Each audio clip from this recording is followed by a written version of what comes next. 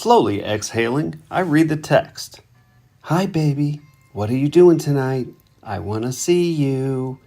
XOXO Val. I read the text 2 more times, click off the phone, and shove it deeply into my pocket. I turn to Hank, holding on to these last moments before these words must be spoken into existence. I ask with sincerity, dude, seriously, who are these bitches you keep talking about? He lets me agonize over who these mysterious vixens are until I'm forced to ask if he means the hot reporter from the Riverfront Times. While April was trying to conduct a professional interview about a young, up-and-coming local band, Hank was drunk and only heard what he wanted to hear. Hank, I'll say it again. I don't know what the hell you're talking about, but I wasn't the one playing grab-ass with the nice reporter lady. You gotta watch what you say around these people. It's a good thing Fouki was there to smooth things over. These people are not our friends, and April sure as hell isn't some groupie. That shit could ruin us with one shitty article. No, dude, I'm talking about your bitches, Schultz. Jesus, you and Dicky are out of control. He begins with the righteousness of a dozen disciples. You two are the ones always bitching to me about not bringing strange girls home, and then you go and bring home 2 of the nuttiest bitches I've ever seen. Those bitches were nuttier than 2 nutty things.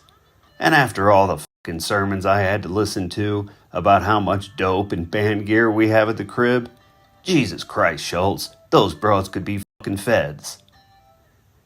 He checks the rearview mirror and speeds over into the fast lane. And you better hope Valerie doesn't find out. Those bitches were making themselves right at home, Schultz, wearing your shirt and grabbing brewskis out of the fridge. Then, without a single hint of irony, he calls Dicky and I shits and tells me we do way too much day drinking. Excuse me? I gasp, clutching my imaginary pearls. I beg your fucking pardon, man, but we're in a band? Yeah, and you two fuck around way too much. You two jack-offs are always talking about making something happen, and then when a video finally goes viral, right before this big gig, you and Senior Dick for Brains come home with some red-headed hooker and her runaway sidekick. Hookers, I think, possibly out loud. Did Nigel and Becky finally catch us drunk enough to pull a tag team? It couldn't be. A spiraling strobe of vaguely familiar images begin to flash around in my head. Dastardly visions that represent the epitome of depraved hedonism, as my memory is warped back to a brisk, late summer morning not so long ago. Stumbling into the Cornerstone, the bell above the door tolled a lazy click when we entered the old bar, decorated like a vintage Whistler painting.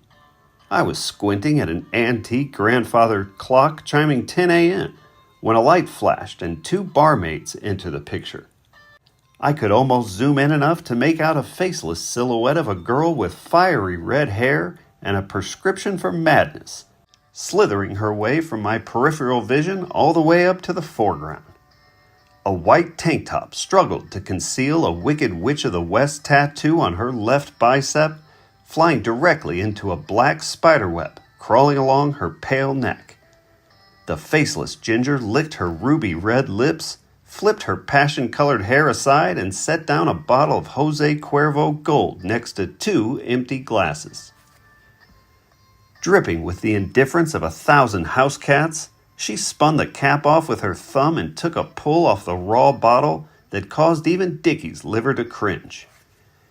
It wasn't until I rubbed my sweaty palms on the thigh of my Levi's that I realized the General was harder than a Hungarian tongue twister. The girl splashed the liquor aggressively, tossed a handful of ice at both glasses, missed, and then cackled maniacally.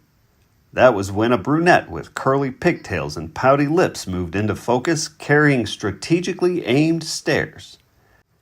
The little temptress wore striped knee-high socks and a torn Like a Virgin t-shirt that hung from her smooth brown shoulders, dazzling us with her effortlessness. Visions began spiraling frantically in and out of focus, showing Dicky pulling out a rock of cocaine and crushing it on the bar with his fist, while I'm tugging at the neck of my green Guinness t-shirt, eyes bulging as the Novocaine seeps down my throat.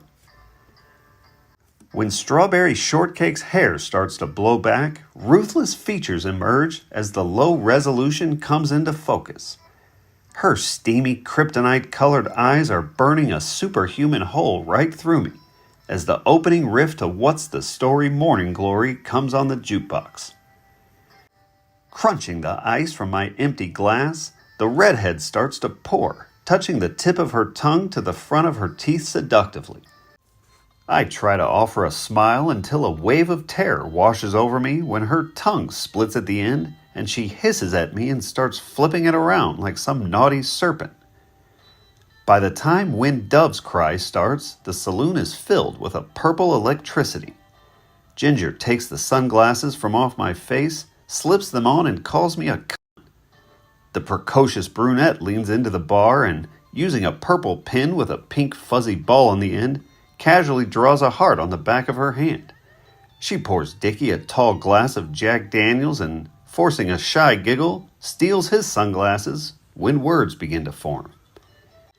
"Now we're invisible," I hear the pigtailed runaway say in a baby girl voice. The redhead dips my sunglasses down to her nose to lock eyes with me, then coyly shifts over to Dicky and says, "So, what, are you guys like in a band or something?" I say yeah too quickly as Dicky falls back on his stool with laughter. With her pint glass to her lips, Ginger asks if we're any good, and Dicky slams down his glass, grabs me by the back of the neck and shouts, "This kid right here's the best damn songwriter in the city." "Yeah," the Ginger says to him with a sinister laugh, "but you're the star, right?" The way he cocks his head to the right when he says, "No, darling, I'm just the guitar picker," seems to wonder why she would even ask. The old Gretsch acoustic they keep by the stage had only 5 strings that were caked with generations of grimy, honky-tonk fingers. I managed to tune it up well enough to play a reggae version of More Than a Feelin', while Dicky belted out the words. Once the music started playing, I felt myself being pulled away as the visions started to fade into the dark void. Once they're gone, they ain't never coming back. The sound of the caddy's clicking right turn signal snaps me out of that horror show, and I look around to find we're already deep into the ghetto. Just before the Goodfellow exit ramp, I get a feeling in my stomach causing me to ask Hank what the hell we're doing, and then for a smoke. Shifting in the driver's seat, he replies unapologetically, "Sorry, Schultz, we gotta take care of some business at Joey's." Rolling my eyes, I'm swearing at him like a judge when the glow of the voodoo zombie's good side returns to my mind's eye. The light of the harvest moon causes a Parasolini halo to form around her hood, offering an optimistic message of hope and cosmic unity. Then, like a creeping bandit, a string of thin, dark clouds sweep in, casting the moon's shadow across her face. Her thin profile sinks down and to the left, warning, "Who you kidding, boy? You ain't even that pretty. How you gonna outsmart the devil?